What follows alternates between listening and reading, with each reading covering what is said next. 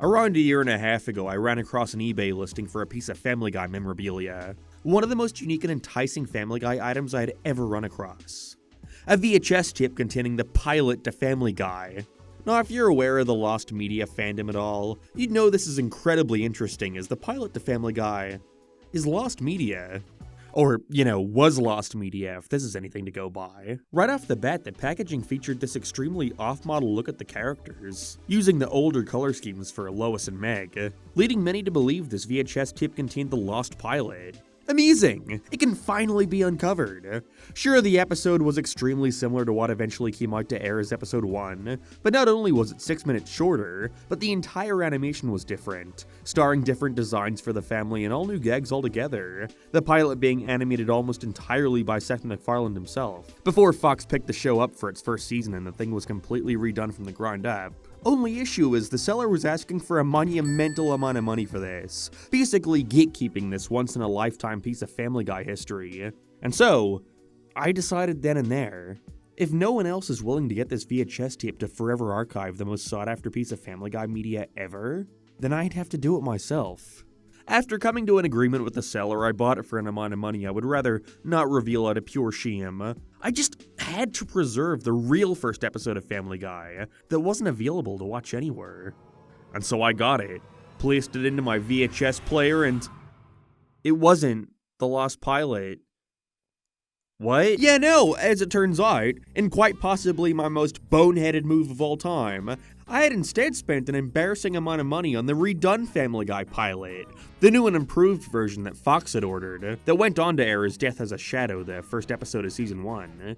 The only difference is being that some of the sequences hadn't been finished yet, such as the intro still only containing the line work. Don't get me wrong, this is still cool to own and all, but can you imagine if this was actually the Lost Family Guy pilot folks have been talking about and searching for decades? I guess it was just too good to be true. I mean, it has been over 20 years. On top of pilots of this kind not being created with the intention of being viewed by the public, I guess the Family Guy pilot is just lost to time, never to be discovered. Ever.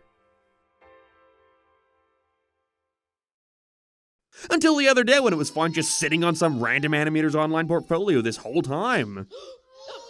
Despite this news making me weep for my wallet, I'm extremely fortunate that the pilot has finally been uncovered after years of searching, and because of that, I felt it fitting to talk about the episode itself. Discover what the changes were, what 6 minutes were added for the final episode, and most importantly, did Family Guy find its groove right from the get-go? But perhaps the most pressing question I want to get out of the way first. Yes. It was there from the very beginning. Whoa, ass ahoy. But first, if there's one thing that I'd hate to get lost, it's all my personal information. And that's why I'm glad this video is sponsored by Aura. Did you know over 2.9 billion records were stolen from a national public data breach, including a person's full name, address, phone number, and even social security number? That's important. So I sure am glad I got Aura to help protect myself. See, Aura shows you which data brokers have been selling your info and automatically subs opt-out requests. They'll even get you fast fraud alerts for your bank account or if any other sensitive information has been compromised. Not only does this reduce the amount of spam you get, but also protects you from people who want to use your information to get into personal stuff, again, like your bank account. It's also this perfect all-in-one tool for transaction monitoring, a VPN, antivirus, password manager, parental controls, and way more, all for an affordable price. So stop data brokers from exposing your personal information and go to aura.com/lsmark for a 2-week free trial and see how much of yours is getting stolen. Again, that's aura.com/lsmark, and thanks Aura for sponsoring this video. So first thing you'd notice about the Family Guy pilot, other than just how many characters here I'm 99% sure are Butch Hartman voices. Oh, man! Oh, boy, a pound poochie! Negligence has damaged this company's reputation. You're fired. Looks like we're getting some rain, Sarge. Hello, I'm Jack Farthing. I've watched enough Fairly Odd Parents to recognize the 2 voices that man knows how to do. Anyways, the first thing you'd notice is, damn, this shit looks rough. And there's a reason for that. See, whereas most animation pilots of this nature cost an upwards of $1 million, Fox had commissioned Seth to create the pilot to Family Guy for only around 50 grand. Because of that, there wasn't much opportunity to hire a shit ton of animators to make this look the best it could, leading to Seth having to animate a lot of this by himself. Presumably only having enough budget to hire a small team of colorists, voice actors, and compositors. I mean, the first season of The Simpsons looked more polished than this, and that came out a decade prior and had its own share of production woes.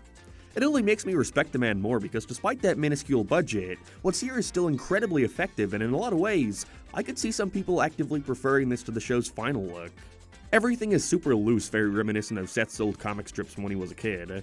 The characters all look a little off, and I kinda love it. Peter's nose was a lot bigger, as well as his glasses having thicker rims. Lois wore a red shirt and her hair was more messy. Stewie had this hideous purple and green color palette. Meg's shirt was inverted. Chris wore shorts and didn't have shoes for some reason. In some shots, he still has his 8th grade as friggin' crap shirt, which ended up being scrapped so late into production that some merchandise actually released with it still on him. It's Family Guy's very own, less iconic blue shirt Bart. And Brian, well, I guess Brian was perfect from the start. The major visual difference I noticed was in the background design. They're a lot more simplified and again, way more loose compared to what the final show would end up adopting. But again, what it lacks in detail, it more than makes up for by giving the show a way more charming feel overall. Like, look at this flat-ass establishing shot, that's great.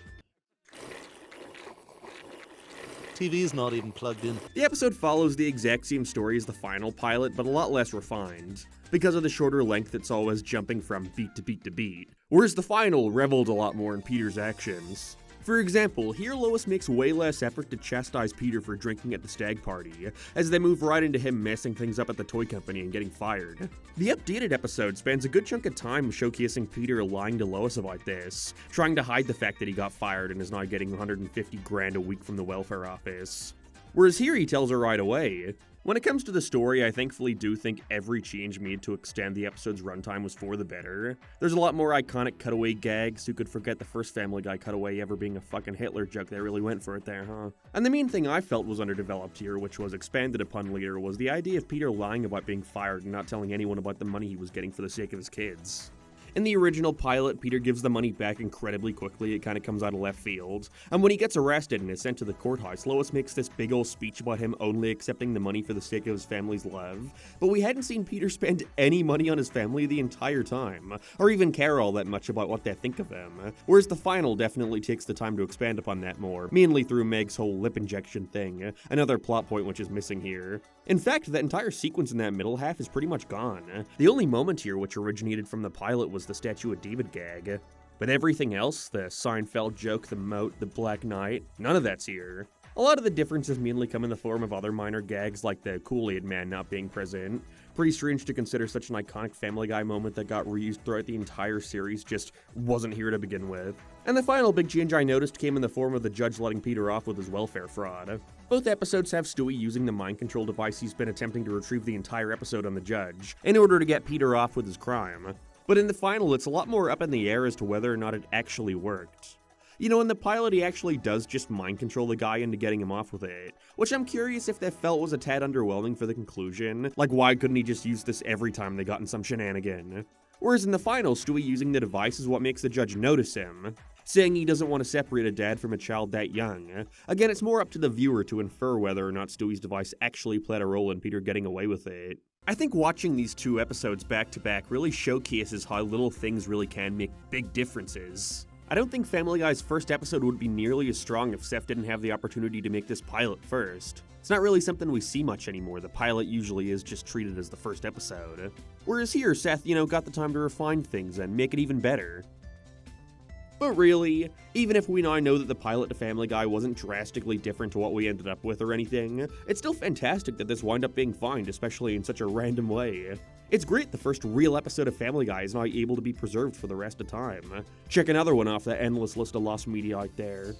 I'm sure it gives folks who search for this sort of stuff a great deal of motivation to continue looking for whatever it is they want to find, what seems impossible to archive.